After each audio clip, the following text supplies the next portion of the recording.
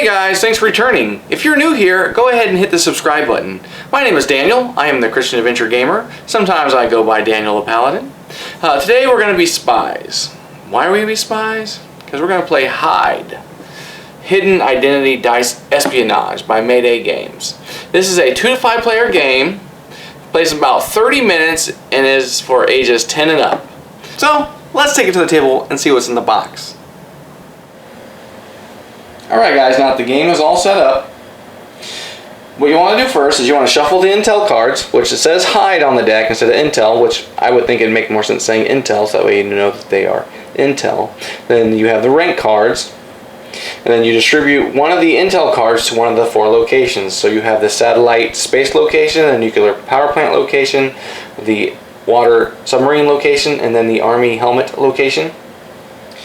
And these are the locations that players will be trying to go after because of the intel that's there and how much it's worth.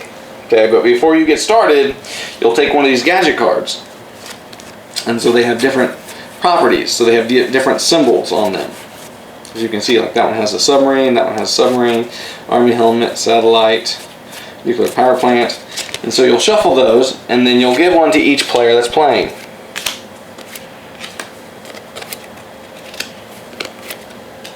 Okay, and then they'd flip those over and show everyone.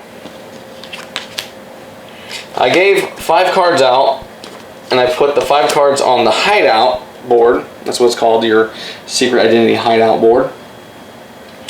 And I'm only going to flip over 3 because we're just going to do a demonstration on a 3-player game. On a 2 to 3 player game, before you get started again, the start player will take a die from the die bag. He'll roll it, and he'll take this security card and add security to that location. Okay? And now on a 4 and 5 player game, you will not use the security card, and so you have to worry about that step. Then the dice goes back in the dice bag, and this is the beginning of phase 1. Now, each person will reach in the dice bag, grab 1 die, okay, and each of the location symbols are on this die. So you have the space, satellite, nuclear power plant, army helmet, submarine, and then there are 2 guns. The gun symbols are wilds, but I'll explain more about those later. And so you would have to choose which location you're wanting to go after. Well, you can't go after the satellite one because it's being covered. And then so it leaves only these 3 options open. And if you can see, this one's worth $9,000. And so with this being the highest value, more than one person may go after that because they're trying to get enough points at the end of the game, because basically that's the points. And so someone might choose 3,000 because it's the least amount. That way they don't have to do any kind of shootout, which I'll explain later. And so the person will choose, so let's say I just choose the nuclear power plant, I'll put it underneath my player screen, like that, okay? And so every person will do that, and so that's phase 1. So on phase 2, the start player will reach in the dice bag, grab an equal number of dice per player plus 1 die. So for a 2-player game, it'll be 3 dice, and for a 3-player game, it'll be 4 dice, and for a 4-player game, 5 dice, and so on. And so for a 3-player game, I'm going to pull out 4 dice. So I will roll those. Okay, starting with the start player, will choose one of the dice, and he can do one of 2 things. He can either put it on his hideout board here, or on his player screen here. And so when you put one here, it cannot match the color or the symbol of your identity die. And so I would say I'm going to pick the purple one because I don't want it to match. And for a wild, you do not re-roll it or choose another symbol. Okay? And so let's say I want to put one here. So I grab the red one since I have a red die. And then the gun, since I already have one matching identity to my identity die, because it's matching color, it has to either match the color or the symbol, I could just choose the power plant to trick the other players into thinking that's not what I have. Or I could have chose anything else. So let's say I do that. Now I'm going to choose one of the other players that are left. And I'm going to say, this is called the assassination stage. I'm going to say, you are, I'm going to say this person over here is a blue helmet. And let's say they say no, then the turn continues to go. But if they say yes, then they have to show me, and then they're assassinated, and then the rest of the players that are still alive continue to play. So let's say I didn't do that. I just went here because this is the first round. I don't know what anybody has, and I'm not ready to take a guess yet. So then each person will take one of these die and put it on their board. And there's one die left. You don't do anything to that. You just add 3 more dice to equal the 4 dice that you need. Then you re-roll those. Okay, and then you have gadget cards. What you can do with the gadget card is that you can choose a die of that symbol and change its identity or change its side. And so you can use your gadget cards, and what you do is you'll turn those back into the unused pile, and then you change one of the sides of any die that you choose. Only one die, so let's say I put that there. Or you can save them for extra life dice later when you do a shootout. Let's say I didn't do that. Okay, and so then each person would choose their dice again. I'm just doing randomly. I mean, you're wanting to pick things that do not match your symbol, your color for here, and then for here you're wanting to choose a die that matches either the color or the symbol of your die. And so then this would continue going until each person had 4 dice on their board. And there would always be 1 dice left over, because you always have to have the number of players plus 1 die. Okay, and then if no one's assassinated by this point, the start player card will go to the next person. Then you'll do phase 3. This is your complete mission phase.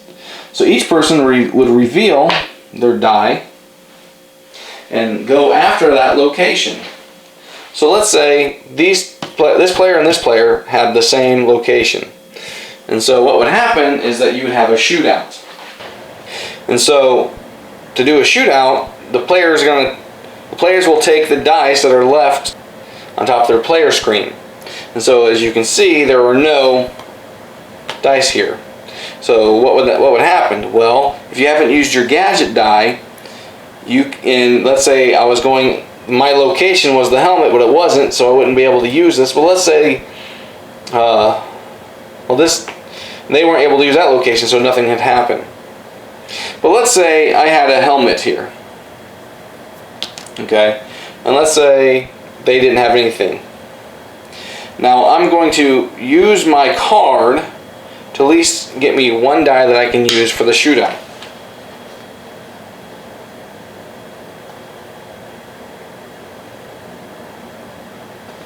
And so the players that can roll the most dice with guns on it will win. It says all participating players select and roll all of their life dice from their dice pool simultaneously. Player who rolls the most life dice with the gun icon showing wins the shootout. If there is a tie, all tied players re-roll their dice. The winning player takes all the intel cards below the contested mission location and places them face down in his intel pile. He or she then adds 1 rank card to their rank pile. So let's say he went after the power plant. Let's say each one of them went to a different location. So he would get his card here, and let's say he had the helmet, and let's say he had the submarine, and then the surviving players would also get rank cards and flip those over. They're all worth 5,000, so I don't really understand why there's so many of them.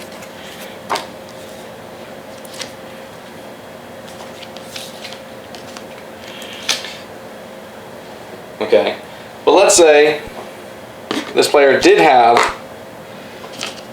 at least 2 dice. And then when they would reveal and they were going for the same location, then they had more dice to roll for the shootout. So what would happen now, it would be the cleanup.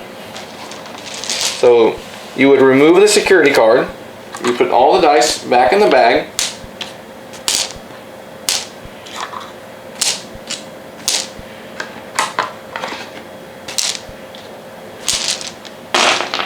and every player would turn back in their gadget card, even if they didn't use it. And these would get shuffled. And each person would get a new one.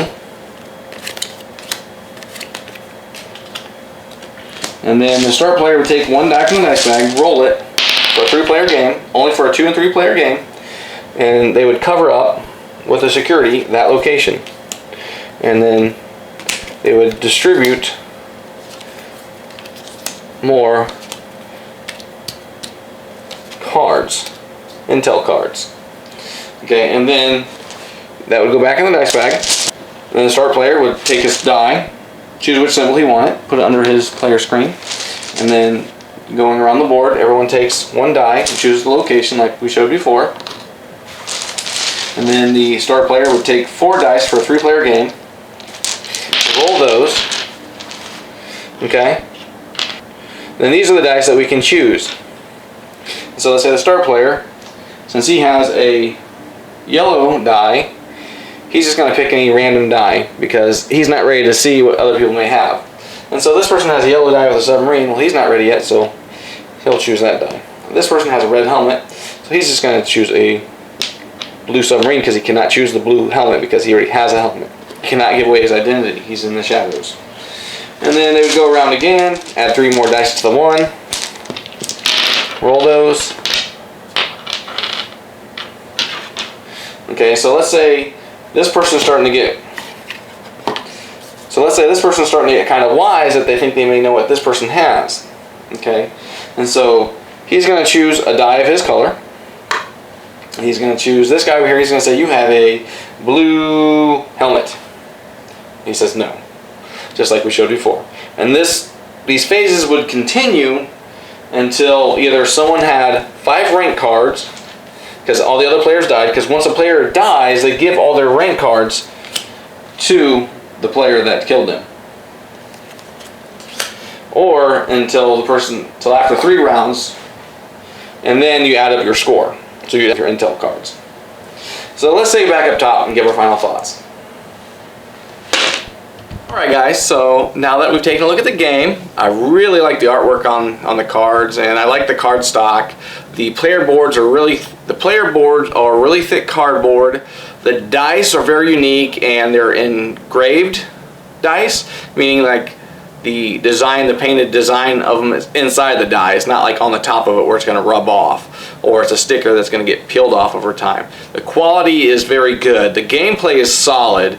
I mean, you have those 3 phases that are played over 3 rounds, so you do those 3 phases, 3 times. But the second phase is the one that is tricky if you don't pay attention, because you have to do that a total of 4 times. So phase 2 happens 4 times, but then all 3 phases happen 3 times. So you go 1, 2, so you go first phase, second phase, you do that 4 times, and you go 3rd phase, collect your points at the end, and then you go back to the first phase, second phase, and 3rd phase, and you do that 1 more time. So the 3 times that it takes to do that. It's definitely a deduction game. Like, you have to try to figure out, okay, that person took that die, so I'll bet they're that symbol in that color. I'm going to take a shot and assassinate them. And then I was wrong, or I was right and I got their rank cards, so I'm on my way to try to win until I get knocked off. So this is definitely a good game. I think some people that like those style of games, the deduction, are going to be a fan of this game. And it's definitely playable for smaller kids. I mean, it's not like an advanced game where only adults can understand it. And so if you're an adult that's looking for that in-depth game, I don't know if this game provides that for you, but it provides a good enough deduction mechanism for anywhere from 10 and up. So it gives you a good overall arc of the mechanisms and the system of the game. Definitely a game that you can use to teach kids social skills, because they have to ask the other players what they have, and you're helping them to critically think outside the box, to deduct and assume, and so then you're building more cognitive functioning that way. It may not seem like it, but the fact that you have to try to deduct something and you're getting those processes working in order to come up with those assumptions.